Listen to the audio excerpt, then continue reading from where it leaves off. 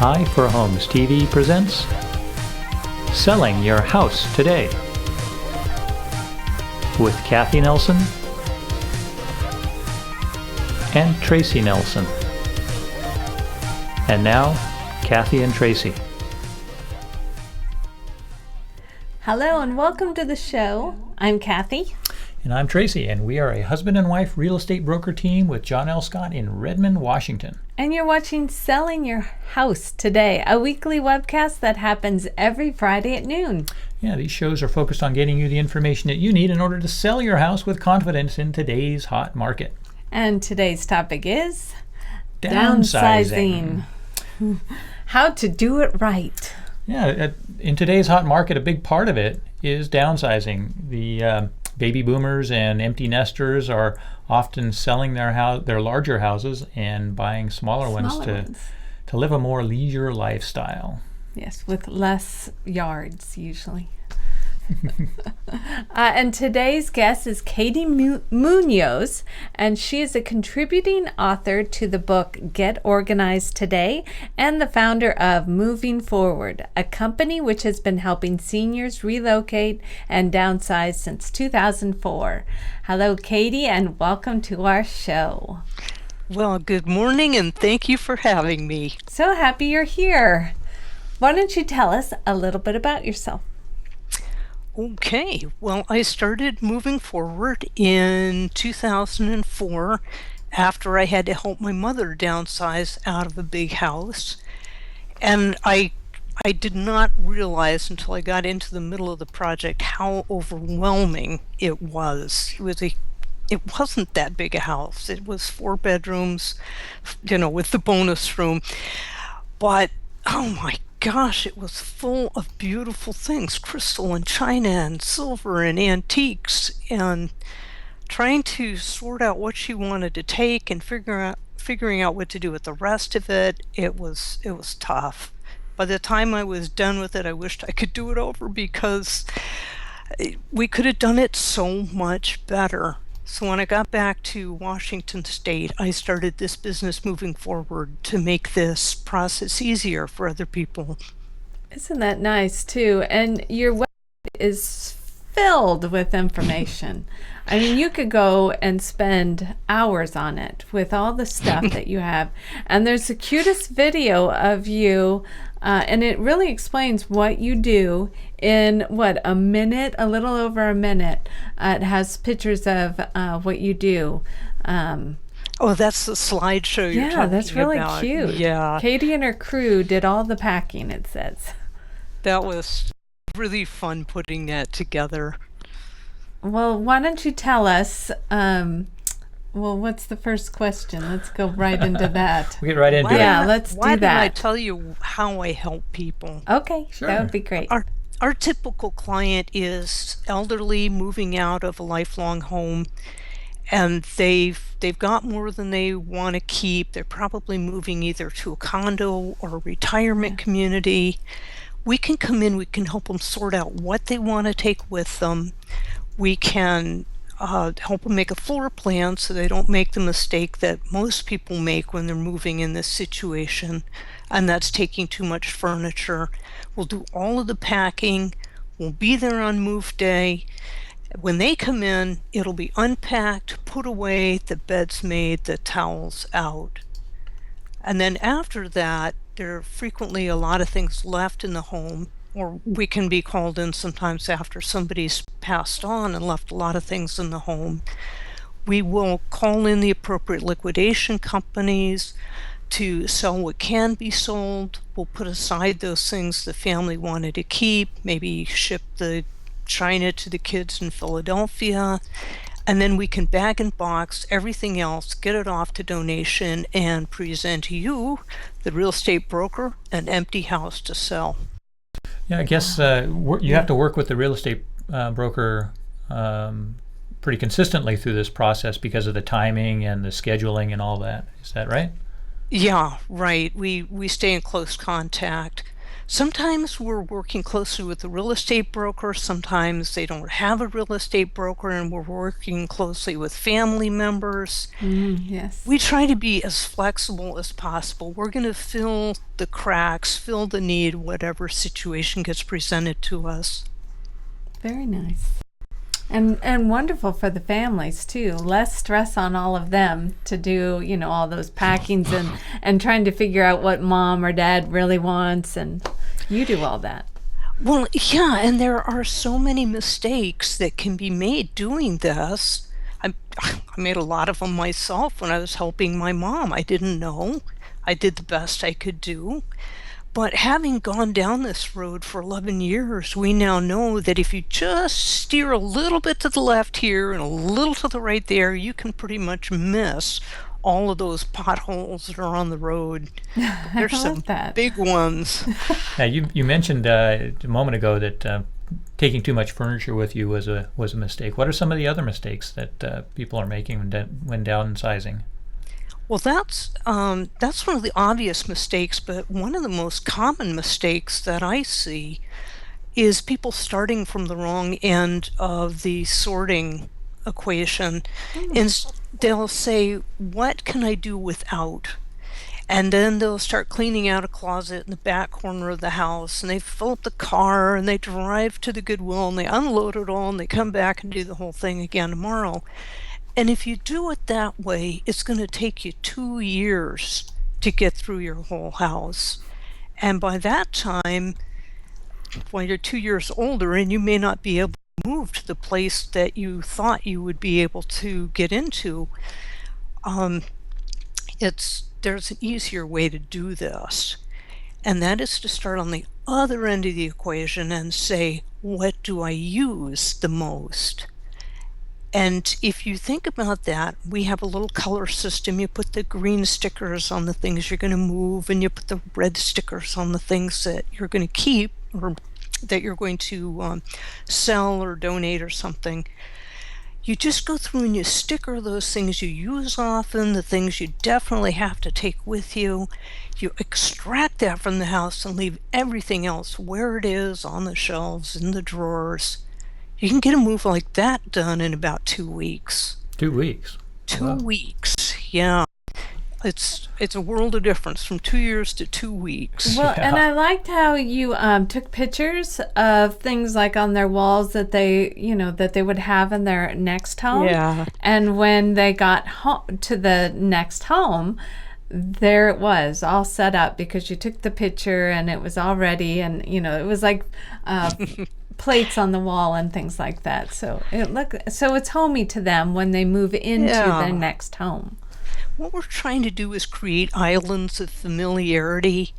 You can't reproduce the whole home, but you can put the pictures back on the wall in the arrangement they liked. You can put things back in the china cabinet the way they go. And when we pack bookshelves, we pack them in such a way that we can get the books back on the same shelf together, so that you're not just everything out of order. Of course, there's going to be different cupboards and different drawers, but it's so much easier when you keep the groups together. It's so stressful at that time to do these things that I thought those little touches mean the world to somebody that's moving out of their home for years and going into a different home, that just those little things made a big difference, I bet. Well, I sure hope so. That's the goal, is to make it as easy and, well, just gentle as possible. It is an emotional move, at least for some people. It can be very emotional to move out of a home they've been in for 40 years, even if they're excited about the place they're going to. This is going to be fun, it's a new chapter, but you're still grieving the loss of the old chapter. Yeah. And I think that's why people are not selling their houses as fast as they should, because they're doing those kind of things. It's all emotional stress, and they're waiting and they're waiting until like 2 years down the road and they can't do it anymore. Yeah. Well, yeah, and what can happen is somebody can fall at that point and then somebody else moves them. And they didn't get to make the choices and they didn't choose where they were going to go to because they're in the hospital. So we really think that it's in a person's best interest to try to make the decisions up front and then move the easy way. Just take those things you care about the most, and then you can go back and look at what's left and say, oh, yeah, that was fun, but I don't need a turkey roaster over here. Because I'm not going to cook much. I remember They're cooking for me. I remember when we moved, my parents, one of the challenges was we were 1,000 miles away and they were going to move up here with us, but we were coaching them on the move over the phone. My mom would say, oh yeah, we've got almost everything packed up, and so we on the weekend of the big move, we get down there and there's all this stuff that isn't everywhere. packed. And she, Right. they just don't notice that it's not being packed. So I packed all the good things that mean the most to so me. picking up these little items, saying, "No, Mom, this needs to be packed. This needs to be." So it was quite a challenge. What might be the best way to handle that sort of thing? How do you help elderly people, grasp that situation? Wow, that's a big question. We hope to get in and talk to somebody fairly early in the process because we want to save them that 2 years taking it carload by carload to the charity. But also, people, they say, well, I don't know what I might want over there. I think I'll take this. I think I'll take that. I think I'll take the other thing. But one of the things that happens is they forget about the things they're using every day, like the silverware and the dishes and the cups and the things in the bathroom. And those are pretty important. But another thing that happens is they just take too much. Well, I might want to make a casserole and I might want to make a cake and I might want to. And there isn't that much room in the new cupboards. And so when they get over there, then they're going to unpack 2 or 3 boxes and they've got 3 boxes left and no place to put it. That we try to help people sort and get a sense of what there's going to be room for ahead of time so they don't go through the effort of packing up everything. But also we really encourage people to just take the basics. Now, of course, this doesn't work on a long distance move, but we do a lot of local moves. And in that case, if you just take the basics to live there for a couple of weeks, then you can come back and say, oh yeah, this picture would fit, or oh yeah, I would like these vases, but then you know how much room is left in the cupboard or in the wall space. So you Right. don't end Nice. up piling it down the hallway. Yeah, and turn into a hoarder. Oh my gosh. There are occasions when we try to convince people not to take too much and they just can't get it.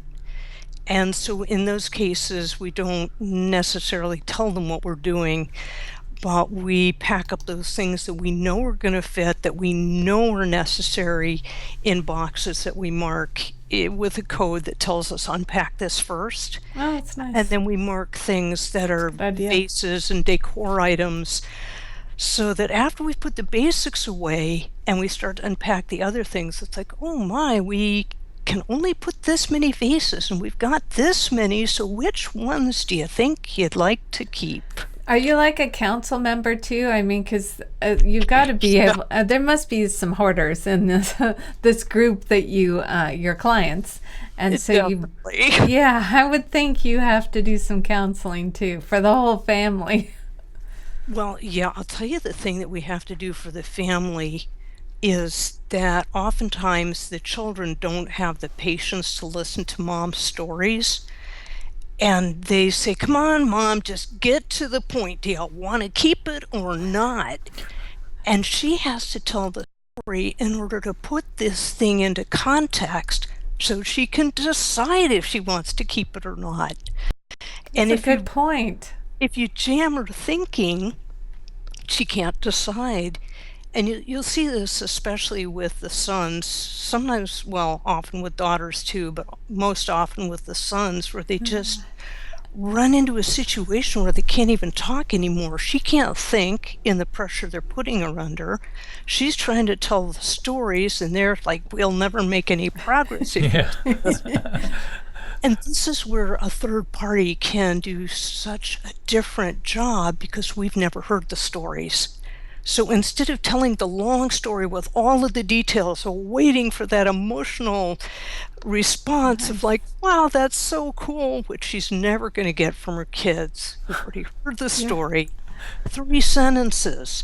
We're like, wow, that's the very ice skates you were wearing when you met your husband?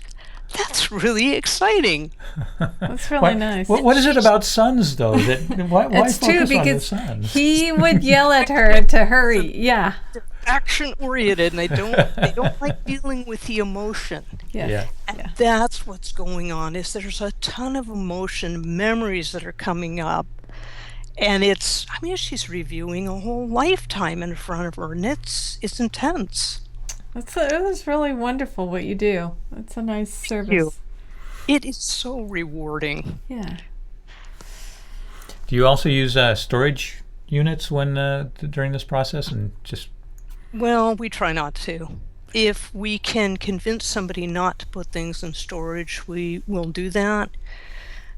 Usually, there's not a need. If somebody's moving from the place they're living to the place they're going to live next, they won't need a storage unit. We'll get things packed around them to the place that they can live comfortably in their home till the last night, and then they go someplace for the day. We'll sweep through, pack those last minute items up, and by the time they get in that night, it's ready to be lived in. Sometimes people just can't let go of it, and they're going to put it in storage and think about it later. And what that really does is just makes a whole lot of money for the storage unit, because usually people don't remember what was in there. Yeah, true. what you don't see.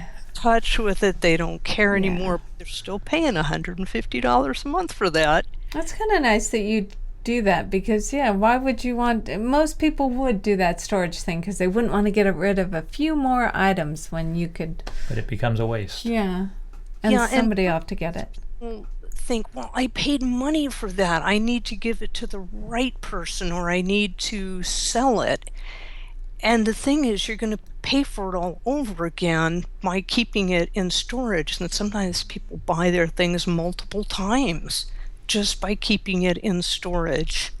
So sometimes we'll paint the picture of, if you give it to this charity, this particular charity helps homeless people get back on their feet, outfits a whole apartment for them, and even though you don't get to meet them, they're going to love this bedroom set. Here it is, all matching furniture. Do you know what that's going to mean to them? I love that. You said that at our office last week. I love that story, that you don't think of that when you're doing these things, and how wonderful it would be to help somebody else. And we do get to meet a lot of charities, so we have just pages and pages to choose from. We know who's looking for what. We have one that's happy to accept the walkers and the wheelchairs and canes, and they refurbish them, clean them, give them away to people who are low income for free.